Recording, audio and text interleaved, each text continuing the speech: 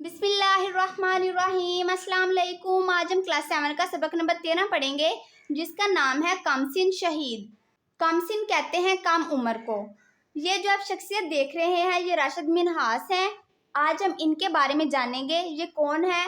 और इसके अलावा उससे पहले आपको ये बताती चलूँ कि पाक फ़ज़ाइया पाकिस्तान की फ़ज़ाई हदूद की निगरानी और हिफाजत करती है।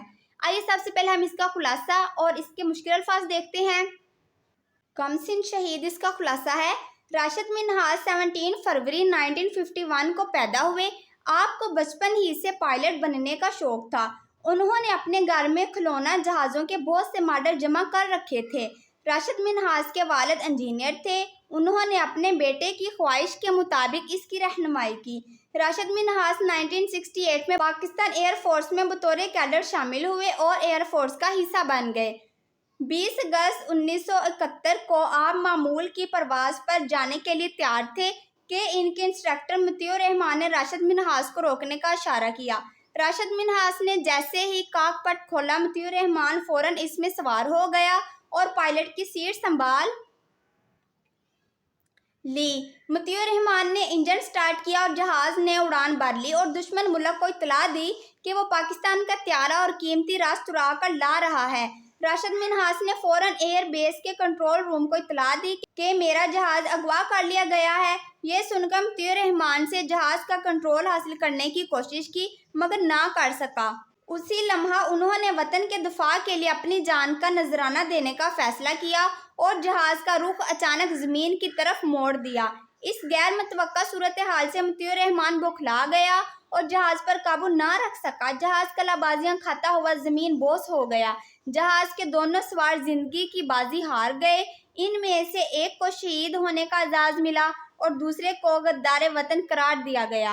राशिद मिन्हास पाकिस्तान एयर फोर्स के पहले शहीद हैं जिन्हें फ़ौज के सबसे बड़े एजाज़ निशाने हैदर से नवाजा गया। हमें मादरे वतन के इस अजीम बेटे पर हमेशा नाज रहेगा। सबसे पहला मुश्किल अल्फाज है शमूलियत, जिसका मतलब है शामिल होना।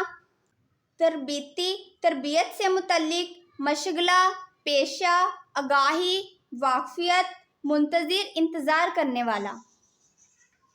सवाल नंबर 1 है, सवालात के मुख्तसर जवाब दें। आइए इन सब को देखते हैं। सवाल नंबर 1 है, राशिद मिन्हास कब पैदा हुए और कहाँ कहाँ से तालीम हासिल की। राशिद मिन्हास 17 फरवरी 1951 को पैदा हुए। आपने इब्तदाई तालीम लाहौर में हासिल की। इसके बाद अपने ख़ानदान के साथ कुछ अरसा रावलपिंडी में मुकीम रहे और तालीम का सिलसिला भी जारी रखा। उनका ख़ानदान कराची मुंतकिल हुआ तो राशिद मिन्हास भी अपने वालिदैन के साथ कराची आ गए, जहां उन्होंने बकिया की तालीम कराची के सेंट पैट्रिक स्कूल से हासिल की। सवाल नंबर 2 है, राशिद मिन्हास ने एयर फोर्स में कब शमूलियत इख्तियार की और वो कब पायलट ऑफिसर बने। राशिद मिन्हास ने 1968 में पाकिस्तान एयर फोर्स में बतौर कैडेट शमूलियत इख्तियार की। दौरान मुलाजमत तरबियत मुकम्मल होने पर 1971 में वो बाकायदा पाकिस्तान एयर फोर्स का हिस्सा बन गए। अब उनका ओहदा पायलट ऑफिसर का था। सवाल नंबर 3 है, राशिद मिन्हास मतीउर रहमान के जहाज़ पर सवार होने पर क्या समझे। राशिद मिन्हास समझे कि मतीउर रहमान शायद उन्हें आखिरी वक्त में कुछ मजीद हदायत देना चाहता है। सवाल नंबर 4 है, राशिद मिन्हास ने अपने त्यारे का रुख ज़मीन की तरफ क्यों मोड़ दिया। राशिद मिन्हास ने त्यारे का रुख इसलिए ज़मीन की तरफ मोड़ दिया, अगर त्यारा भारतीय हदूद में दाखिल हो जाता तो पाकिस्तान को नाकाबिले तराफी नुकसान हो सकता था। सवाल नंबर 5, राशिद मिन्हास निशाने हैदर पाने वालों में किस हैसियत से मुमताज़ हैं। राशिद मिन्हास निशाने हैदर पाने वालों में कमसिन होने की हैसियत से मुमताज़ हैं। सवाल नंबर 2 है, सबक के मतन के मुताबिक दुरुस्त जवाब पर टिक का निशान लगाएं। राशिद मिन्हास पैदा हुए 1951 में। राशिद मिन्हास ने घर पर रखे हुए थे खिलौना जहाज़ों के मॉडल। राशिद मिन्हास के वालिद थे इंजीनियर। राशिद मिन्हास की तरबियत मुकम्मल हुई 1971 में। राशिद मिन्हास के जहाज़ का नाम था T-33। जहां राशिद मिन्हास का जहाज़ तबाह हुआ, वहां से हिंदुस्तानी सरहद दूर थी 32 किलोमीटर। राशिद मिन्हास को नवाजा गया निशाने हैदर से। सवाल नंबर 3 है, दर्ज झैल अल्फाज को जुमलों में इस तरह इस्तेमाल करें कि इनके मायने वाज़ेह हो जाएं। ये अल्फाज दिए हैं जिसके हमने जुमले लिखने हैं। आइए इन सब को देखते हैं। سب سے پہلا الفاظ ہے ہدایت، جس کا جملہ ہے ہمیں بیماریوں سے بچنے کے لیے ڈاکٹر کی ہدایت پر عمل کرنا چاہیے۔ داستان، میں نے داستان امیر حمزہ پڑھی ہے۔ قربان، ہمیں اپنے وطن پر جان قربان کرنے سے دریغ نہیں کرنا چاہیے۔ غدار، غدار ہمیشہ پکڑے جاتے ہیں۔ تربیت، راشد منہاس نے ہوا بازی کی تربیت حاصل کی۔ نیکسٹ سوال نمبر 4 ہے، اس سبق کا خلاصہ لکھیے، جو کہ ہم سبق کے شروع میں دیکھ چکے ہیں۔ آگے سوال نمبر 5 ہے، آئیے اس کو دیکھتے ہیں۔ سوال نمبر 5 ہے، اگر آپ کو افواج پاکستان میں شمولیت کا موقع ملے تو آپ بری، بحری اور فضائی فورس میں سے کس کا انتخاب کریں گے اور کیوں؟ اگر مجھے افواج پاکستان میں شمولیت کا موقع ملے تو میں فضائی فورس کا انتخاب کروں گی، کیونکہ مجھے پائلٹ بننے کا شوق ہے۔ میں ہواؤں میں اڑنا چاہتی ہوں اور راشد منہاس کی طرح وطن کی حفاظت کرنا چاہتی ہوں۔ یہ تو لکھا میں نے اپنا پوائنٹ آف ویو۔ اس کے علاوہ آپ کو اس میں سے جو اچھا لگے آپ اپنے بارے میں بھی اس کا انتخاب کر سکتے ہیں اور آگے سے بتا سکتے ہیں کہ آپ اس کا انتخاب کیوں کرنا چاہتے ہیں۔ نیکسٹ سوال نمبر 7 ہے کہ جو انہوں نے ہمیں پیراگراف دیا ہے اس کو ہم نے غور سے پڑھنا اور اس میں سے ہم نے محاوروں کی نشانہ دہی کرنی ہے۔ پھر جب ہم محاورے دیکھ لیں تو پھر ان محاوروں کو ہم نے جملوں میں اس طرح استعمال کرنا ہے کہ ان کا مفہوم واضح ہو جائے۔ آئیے سب سے پہلے عبارت پڑھتے ہیں اور ساتھ ساتھ اس کے محاورے دیکھتے ہیں کہ وہ کون کون سے ہیں۔ ہر روز روز عید ہو، ایسا خیال کرنا احمقوں کی جنت میں رہنے کے مترادف ہے۔ کچھ لوگ ناک پر مکھی نہیں بیٹھنے دیتے، لیکن زندگی انہیں بھی دن میں تارے دکھا دیتی ہے۔ خیالی پلاؤ پکانے سے کچھ ہاتھ نہیں آتا، مارے مارے پھرتے رہنے سے بہتر ہے محنت کی جائے۔ کامیابی ہمیشہ محنت کرنے والوں کی قدم چومتی ہے۔ اب آپ اس میں دیکھیں کہ ہر روز عید ہو، یہ ایک محاورہ ہو گیا۔ آگے ہے احمقوں کی جنت میں رہنا، ناک پر مکھی نہ بیٹھنے دینا، دن میں تارے دیکھنا، خیالی پلاؤ پکانا، مارے مارے پھرنا اور لاسٹ ہے قدم چومنا۔ آئیے ان سب محاوروں کا ہم جملوں میں استعمال کرتے ہیں۔ جی تو سب سے پہلا محاورہ ہے ہر روز عید ہو اور اس کا جملہ ہے نعیم چاہتا ہے پورا سال میلہ لگا رہے اور ہر روز عید ہو۔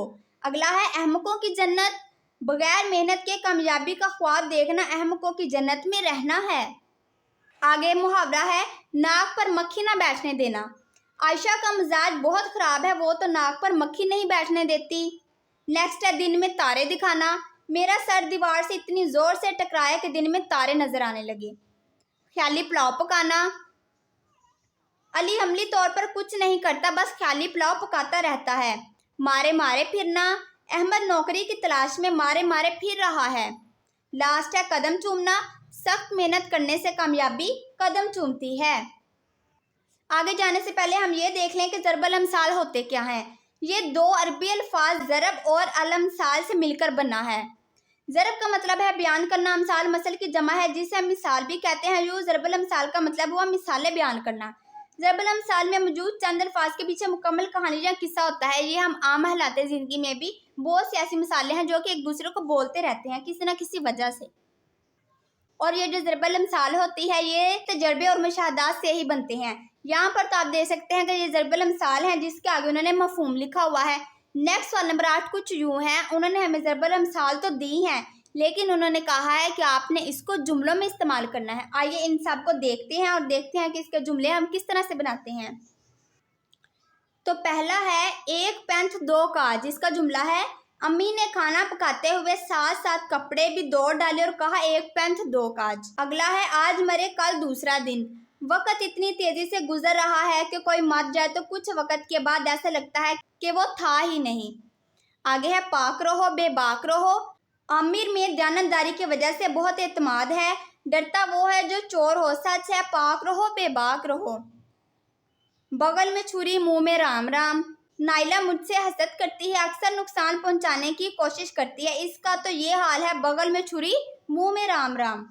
لاسٹ ہے اس کا اندھیری نگری چوپٹ راج، ہمارے ملک میں اہل انسان کو عہدہ نہیں ملتا، یہاں اندھیری نگری چوپٹ راج والا اصول ہے۔ امید کرتی ہوں کہ آپ کو یہ بہت اچھے سے سمجھ آ گیا ہوگا۔ اس سبق کا لاسٹ سوال ہے، سوال نمبر 9، دو دوستوں کے مابین مہنگائی کے اثرات پر مکالمہ تحریر کریں۔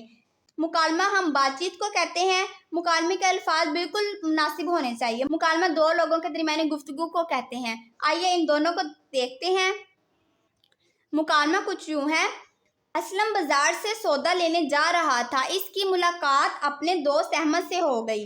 वो भी बाजार से सब्जी लेने जा रहा था। अहमद, अस्सलाम वालेकुम, कहाँ जा रहे हो? असलम साहब, असलम, वालेकुम अस्सलाम, बच्चों के लिए नाश्ता लेने जा रहा हूँ। तुम कहाँ जा रहे हो? आगे है अहमद, मैं सब्जी लेने जा रहा हूँ। असलम, डबल रोटी और अंडे तो बहुत महंगे हो गए हैं, समझ में नहीं आता नाश्ते में क्या खाएं, कुछ भी तो सस्ता नहीं, अंडे 300 रुपये दर्जन हैं। आगे है अहमद, दुरुस्त कह रहे हो तुम, अब सब्जी को ही देख लो, प्याज 250 रुपये किलो हैं, यही हाल दूसरी सब्जियों का भी है। आगे असलम, मुर्गी का गोश्त पहले सस्ता था, अब तो उसकी कीमत भी बढ़ गई है। अहमद, अल्लाह ताला हमारी कौम पर रहम करे, गरीबों को तो रोटी खाने के लाले पड़े हैं। आगे असलम वो क्या कह रहा है, मैं सोच रहा हूँ घर में मुर्गियाँ पाल लूँ, कम से कम अंडों का खर्च तो बचेगा। ठीक कह रहे हो तुम, बहुत फ़ायदा होगा। मैं भी सोच रहा हूँ कि घर के सेहन में सारी सब्जियाँ उगा लूँ, कम से कम सब्जी का खर्च तो बचेगा। असलम, ऐसा ही कुछ लाइया अमल इख्तियार करना पड़ेगा, वरना हम सब भूखे मरने लगेंगे। अहमद, दो मुलाजमतें कर रहा हूँ, लेकिन फिर भी पूरी नहीं पड़ रही, पेट्रोल का खर्चा अलग है। असलम, मैं भी स्कूल में पढ़ाने के बाद ट्यूशन पढ़ाता हूँ, फिर कहीं जाकर दाल रोटी चलती है।